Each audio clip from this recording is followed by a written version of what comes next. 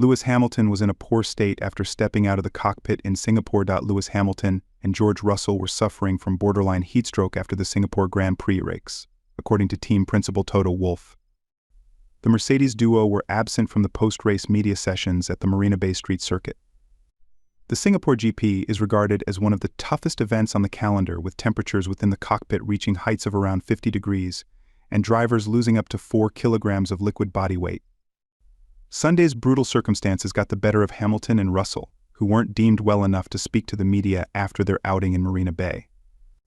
Mercedes released a statement after the race, explaining unfortunately neither George or Lewis will be attending the media pen this evening as they recover from the exertions from this evening's race. Team principal Wolff later shed more light on the situation, offering an insight into the extreme troubles his drivers were facing.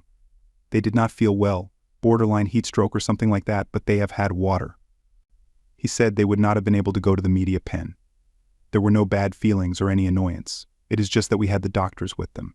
But they are all good. Wolff's claims were not an exaggeration.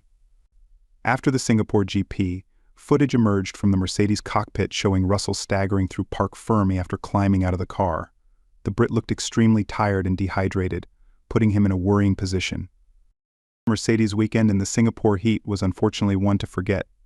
Hamilton ended the race frustrated, having started the Grand Prix race from a strong P3 grid slot, dropping 3 positions behind Oscar Piastri, Russell and Charles Leclerc after being handed an unfavorable strategy.